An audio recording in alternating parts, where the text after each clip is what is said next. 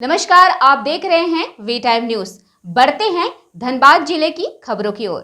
बेरोजगार संघर्ष समिति के बैनर तले रविवार की सुबह निरसा के सीएल मुगमा क्षेत्र अंतर्गत गोपीनाथपुर कोलेरी परिसर में निरसा बेरोजगार संघर्ष समिति के सदस्यों ने एक महत्वपूर्ण बैठक आयोजित की। बैठक में मुख्य रूप से निरसा माल विधायक रूप चटर्जी उपस्थित रहे और सभी लोगों को संबोधित किया। बैठक में सैकड़ों की संख्या में बेरोजगार युवक, महिलाएं, बच्चे, बूढ़े सभी ने हिस्सा लिया। बैठक में मुख्य रूप से गोपीनाथपुर कोलेरी में काम कर रही GCPL कंपनी द्वारा वहां के लोगों का शोषण किए जाने के विरोध में यह बैठक रखी गई थी। वहां के स्थानीय लोगों ने सीधे तौर पर आरोप लगाया है कि गोपीनाथपुर कोलेरी में कार्य कर रही GCPL कंपनी यहां के स्थानीय लोगों को नियोजन नहीं देकर बाहरी लोगों को नियोजन दे रही है और जो कभी बर्दाश्त नहीं किया जाएगा। मुख्य रूप से यह कंपनी यहां के 2 स्थानीय ठेकेदार रंगदारी करके पूरे कंपनी को चला रहे हैं। यह 2 ठेकेदार जिसे चाहते हैं उसे नौकरी में रखते हैं और जिसे नहीं चाहते उसे नहीं रखते। दूसरी तरफ उनका तय वेतनमान में भी सारी कटौती कर अपनी अवैध कमाई कर रहे हैं। मौके पर पहुंचे विधायक रूप चटर्जी ने कहा कि हम इस लड़ाई को लड़ेंगे। आज की इस बैठक के माध्यम से कंपनी को अपनी 9 सूत्रीय मांगों को दिया जा रहा है, जो अगले 7 दिनों में अगर कंपनी उनकी 9 सूत्रीय मांगों को नहीं मानती है तो आगामी 16 दिसंबर को यहां धरने पर बैठेंगे और पूरी तरह से कोलेरी के कामकाज को ठप कर देंगे। अगर यह कंपनी यहाँ के स्थानीय लोगों को नियोजन नहीं देती है और हमारी 9 सूत्रीय मांगों को नहीं मानती है तो इस कंपनी को यहाँ पर चलने नहीं दिया जाएगा। तो आगे कर ये लोग अपना स्वार्थ को ये लोग साथ है। और नौकरी किसको मिल रही है?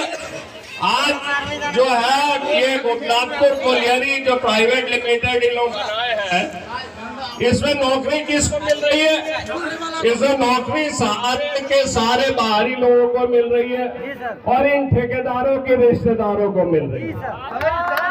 आप देख लीजिए, आप लोगों को नौकरी नहीं मिली, लेकिन ठेकेदार का बेटी को, जमाई को, ससुराल के सारे लोगों को नौकरी यहाँ मिल गई।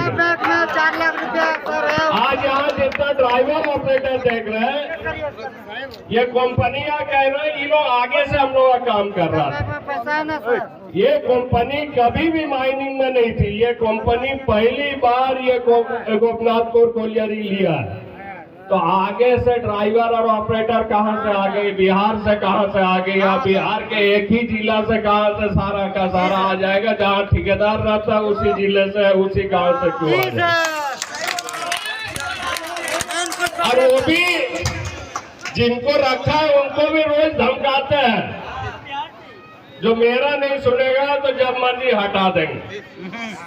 तो उनका नौकर बनकर यहाँ रहना है और उनका तलवा चाटना है, तभी जाके यहाँ नौकरी आप लोग करें। हम लोग को खुला रहना है।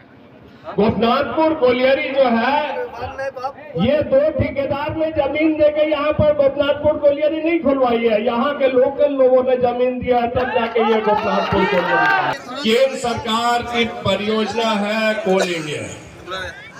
यहाँ अगर वेजेस लागू होगी तो वो शायद जो मिनिमम वेजेस है अनस्किल्ड का, कुशल का, जो अकुशल काम करती है, जो घास काटती है, मिट्टी काटती है, तो 783 रुपया हाजिरी होती है। उन्हें 300 रुपया दिया जाता है। बाकी 483 किनके पॉकेट में जाते हैं? ये ठेकेदार के पॉकेट में ना, इनके अधिकारियों की पॉकेट में जाते हैं।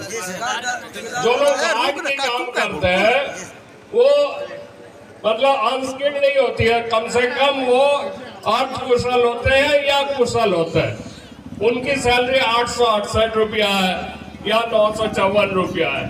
ये जो 1.5-2 साल इन लोगों को लठैत बनाकर यहाँ पर खटा रहे हैं, इन लोगों को, गरीब लड़का लोगों को खटा रहे हैं, इनकी वेजेस कम से कम मिनिमम 22 से 23 हजार होना चाहिए, जिसको